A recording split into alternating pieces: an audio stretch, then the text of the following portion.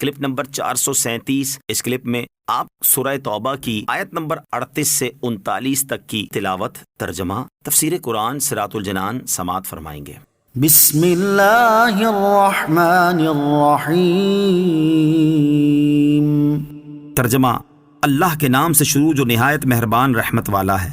یا ایہا الذین آمنوا ما لکم اذا قیل لکم انفروا فی سبیل اللہ اثاقلتم الی الارض ارضیتم بالحیاة الدنیا من الآخرہ فما متاع الحیاة الدنیا فی الآخرة الا قلیل۔ ترجمہ، اے ایمان والو، تمہیں کیا ہوا جب تم سے کہا جائے کہ اللہ کی راہ میں نکلو تو زمین کے ساتھ لگ جاتے ہو؟ کیا تم آخرت کے بجائے دنیا کی زندگی پر راضی ہو گئے؟ تو آخرت کے مقابلے میں دنیا کی زندگی کا ساز و سامان بہت ہی تھوڑا ہے۔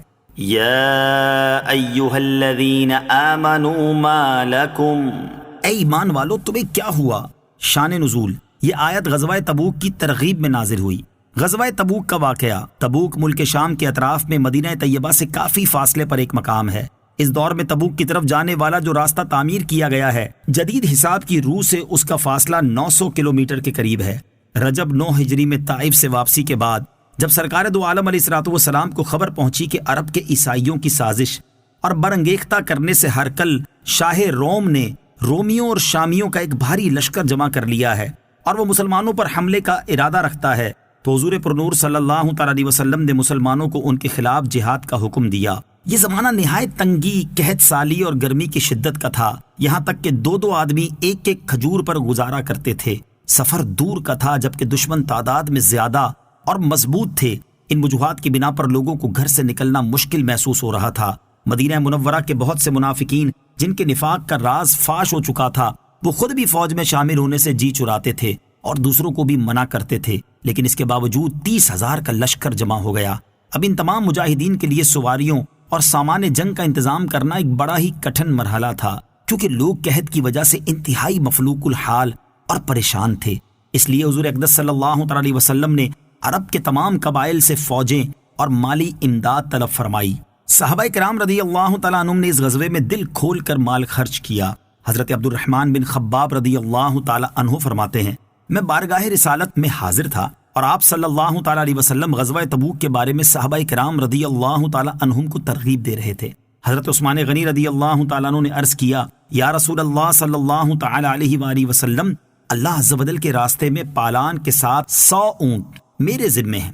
نبی اکرم علیہ الصلوۃ والسلام نے پھر ترغیب دلائی تو حضرت عثمان غنی رضی اللہ تعالیٰ عنہ دوبارہ کھڑے ہوئے اور عرض کی، یا رسول اللہ صلی اللہ تعالیٰ علیہ وآلہ وسلم، اللہ عز و جل کے راستے میں پالان سمیت 200 اونٹ میرے ذمے ہیں۔ تاجدار رسالت صلی اللہ تعالیٰ علیہ وسلم نے تیسری مرتبہ ترغیب دلائی تو حضرت عثمان غنی رضی اللہ تعالیٰ عنہ پھر کھڑے ہو گئے اور عرض گزار ہوئے، یا رسول اللہ صلی اللہ تعالیٰ علیہ وآلہ وسلم، اللہ عز و جل کے راستے میں 300 اونٹ پالانوں کے ساتھ میرے ذمے ہیں۔ حضرت عبد الرحمن رضی اللہ تعالیٰ عنہ فرماتے ہیں، میں نے دیکھا کہ نبی اکرم صلی اللہ تعالیٰ علیہ وآلہ وسلم ممبر سے نیچے تشریف لائے اور فرما رہے تھے کہ اس کے بعد عثمان رضی اللہ تعالیٰ عنہ جو بھی عمل کریں ان پر کوئی حرج نہیں۔ یہ تو اعلان تھا، لیکن حاضر کرتے وقت حضرت عثمان غنی رضی اللہ تعالیٰ عنہ نے اپنے اعلان سے کہیں زیادہ مال دیا تھا۔ حضرت علامہ برہان الدین حلبی رحمۃ اللہ تعالی فرماتے ہیں، غزوہ تبوک کے موقع پر جتنا مال حضرت عثمان غنی رضی اللہ تعالی عنہ نے خرچ کیا اتنا کسی اور نے نہیں کیا۔ آپ رضی اللہ تعالی عنہ نے 10,000 مجاہدین کو جہاد کا سامان دیا اور 10,000 دینار اس غزوے پر خرچ کیے۔ ساز و سامان کے ساتھ 900 اونٹ اور 100 گھوڑے اس کے علاوہ ہیں۔ حضرت عمر بن خطاب رضی اللہ تعالیٰ عنہ فرماتے ہیں، رسول اکرم صلی اللہ تعالیٰ علیہ وسلم نے ہمیں صدقہ کرنے کا حکم فرمایا۔ اتفاق سے اس وقت میرے پاس مال تھا۔ میں نے کہا اگر میں صدیق اکبر رضی اللہ تعالیٰ عنہ سے کسی دن سبقت لے سکتا ہوں تو آج لے جاؤں گا۔ فرماتے ہیں پھر میں نصف مال لے کر حاضر ہوا۔ رسول اللہ صلی اللہ تعالیٰ علیہ وسلم نے فرمایا اپنے گھر والوں کے لیے کیا چھوڑا ہے؟ میں نے عرض کی اس کے برابر اتنے ہیں۔ حضرت ابوبکر صدیق رضی اللہ تعالیٰ عنہ اپنا سارا مال جس کی مقدار 4,000 درہم تھی لے کر حاضر ہوئے تو رسول اللہ صلی اللہ تعالی علیہ وسلم نے ان سے فرمایا گھر والوں کے لیے کیا چھوڑا ہے؟ انہوں نے عرض کی ابقیت لہم اللہ و رسولہ، گھر والوں کے لیے اللہ اور اس کا رسول چھوڑ آیا ہوں۔ حضرت عمر رضی اللہ تعالی عنہ فرماتے ہیں میں نے دل میں کہا میں ان سے کسی بات میں آگے نہیں بڑھ سکوں گا۔ ان کے علاوہ حضرت عبد الرحمن بن عوف، حضرت عباس اور حضرت طلحہ رضی اللہ تعالی عنہ نے بھی کثیر مال خرچ کیا۔ اسی طرح صحابیات رضی اللہ تعالی عنہ کے پاس بھی جو زیور تھا انہوں نے بارگاہ رسالت صلی اللہ تعالی علیہ وسلم میں بھیج دیا۔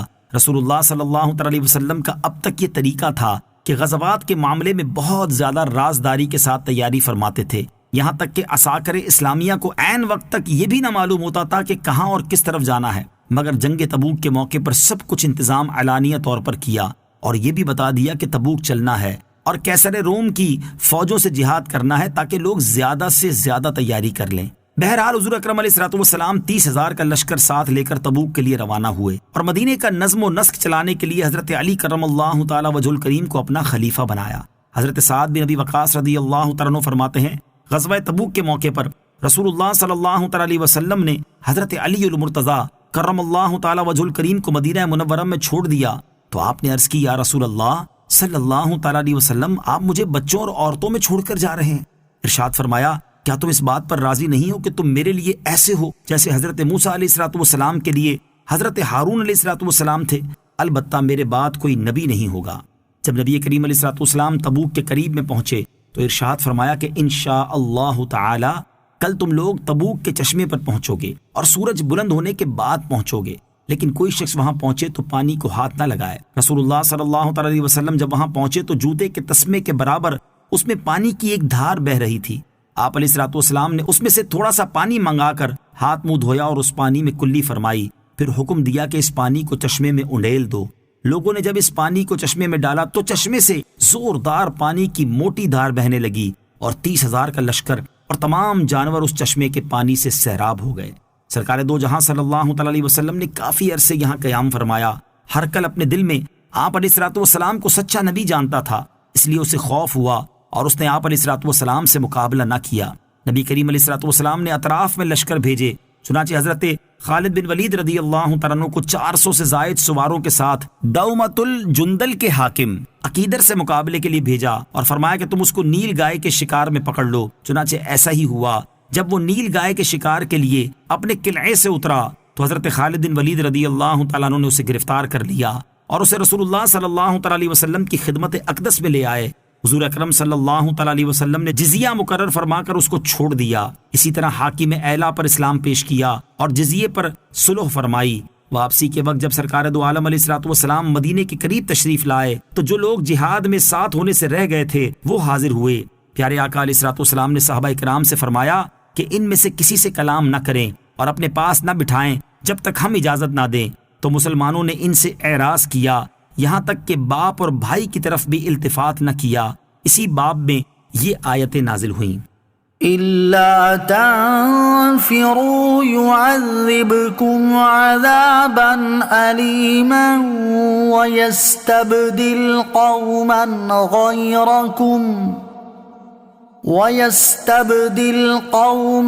غَيْرَكُمْ وَلَا تَضُرُّوهُ شَيْئًا واللہ علی کل شیء قدیر۔ ترجمہ: اگر تم کوچ نہیں کرو گے تو وہ تمہیں دردناک سزا دے گا اور تمہاری جگہ دوسرے لوگوں کو لے آئے گا اور تم اس کا کچھ نہیں بگاڑ سکو گے اور اللہ ہر شے پر قادر ہے۔ الا تنفروا، اگر تم کوچ نہیں کرو گے۔